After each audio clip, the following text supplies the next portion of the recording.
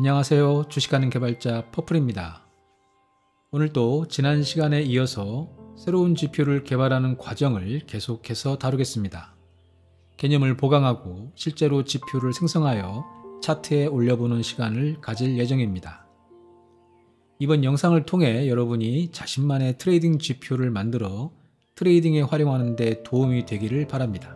그럼 오늘의 주제를 시작해 볼까요?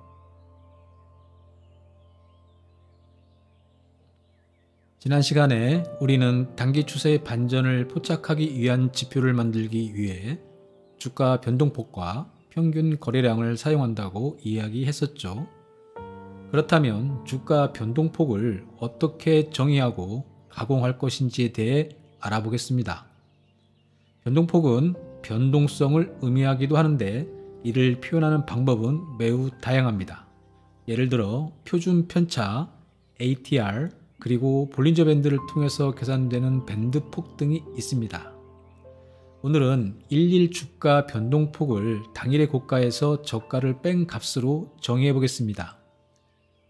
그리고 최근 20일간의 주가 변동폭은 최근 20일간의 일간 변동폭을 평균하여 사용하도록 하겠습니다. 이렇게 하면 최근 20일간의 평균 변동폭이 최근 5일간의 평균 변동폭을 포함하여 반영하게 되어 최근 5일간의 변동폭이 최근 20일간의 변동폭에 비해 어느 정도인지 파악할 수 있을 것입니다.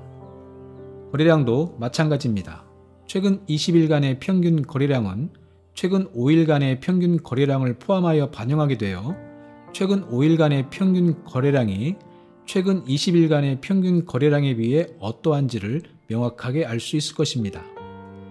이제 이런 개념들을 바탕으로 실제 지표를 만들어 차트에 올려보도록 하겠습니다. 이제 본격적으로 지표를 생성해 보도록 하겠습니다. 언제나 그렇듯이 지표 조건을 정의하는 것이 가장 먼저 해야 할 일이겠죠. 최근 20일과 최근 5일의 주가 변동폭과 거래량을 대상으로 지표를 계산하는 점에서 20일과 5일을 사용자가 직접 입력할 수 있도록 하기 위해 긴 시간을 long, 짧은 시간을 short로 정해야 합니다. 지표의 조건이 정해졌으니 이제 수식을 작성해 보겠습니다. 먼저 일간 변동폭을 정의해야 기간 평균 변동폭을 계산할 수 있겠죠. 일간 변동폭은 당일의 고가에서 저가를 뺀 값으로 계산합니다. 일간 변동폭이 계산되었으니 이제 단기 주가 평균 변동폭과 장기 주가 평균 변동폭을 계산할 수 있습니다. 이렇게 계산된 두 개의 값으로 평균 변동폭 비율을 구할 수 있습니다.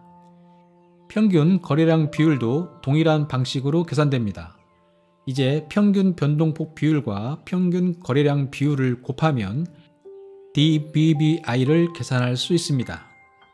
이제 마지막으로 라인 설정을 해보겠습니다. 라인은 막대로 표시하도록 하겠습니다. 비교 기준을 이전 값으로 하여 지표의 값이 상승할 때는 빨간색으로 하락할 때는 파란색으로 표시하도록 하죠. 드디어 지표가 완성되었습니다. DVBI는 주가의 변동성 및 거래량의 변화를 분석하여 단기적인 추세 반전을 포착하기 위해 개발하는 기술적 지표입니다. 이 지표를 구성하는 각각 요소가 의미하는 바를 다시 한번 정리해 보겠습니다. 주가의 평균 변동폭 비율은 단기 평균 변동폭을 장기 평균 변동폭으로 나눈 값입니다. 이 비율이 높을수록 최근 주가의 변동폭이 증가했음을 의미합니다. 예를 들면 20일 동안 한 사람이 하루에 평균 2km를 걷다가 최근 5일 동안 하루에 평균 4km를 걷게 되었다면 이 사람의 걷기 패턴이 최근에 더 활발해졌음을 나타낸 것과 같은 이치입니다. 평균 거래량 비율은 단기 평균 거래량을 장기 평균 거래량으로 나눈 값입니다. 이 비율이 높을수록 최근 거래량이 증가했음을 의미합니다. 예를 들면 20일 동안 한 가게에서 하루 평균 100명의 손님이 오다가 최근 5일 동안 하루 평균 150명의 손님이 왔다면 이 가게의 최근 손님 수가 증가했음을 나타내는 것과 같습니다. DVBI는 주가 평균 변동폭 비율과 평균 거래량 비율을 곱한 값을 의미합니다. 이 값이 높을 때는 주가의 평균 변동폭과 평균 거래량이 동시에 증가했다는 의미로 이는 종종 시장에 관심이 집중되고 있음을 나타낼 수 있습니다.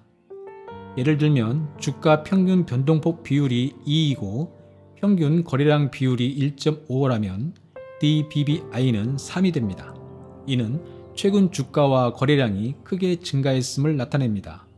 이런 경우 트레이더는 주의 깊게 시장 상황을 관찰하고 상승 추세가 지속될 가능성이 있는지 판단할 수 있습니다. 이 값이 낮을 때는 주가의 평균 변동폭과 평균 거래량이 모두 낮거나 한쪽만 낮은 경우이고 시장에 관심이 줄어들고 있음을 나타낼 수 있습니다. 예를 들면 주가의 변동폭 비율이 0.5이고 평균 거래량 비율이 0.8이라면 DBBI는 0.4가 됩니다. 이는 최근 주가와 거래량이 감소했음을 나타냅니다. 이런 경우 트레이더는 보수적으로 접근하거나 시장의 추가적인 신호를 기다릴 수 있습니다. 이제 오늘의 이야기를 정리해 보겠습니다. DBBI는 주가의 변동성과 거래량의 변화를 동시에 반영하는 지표로 이를 통해 시장의 관심도와 활발함을 평가할 수 있습니다.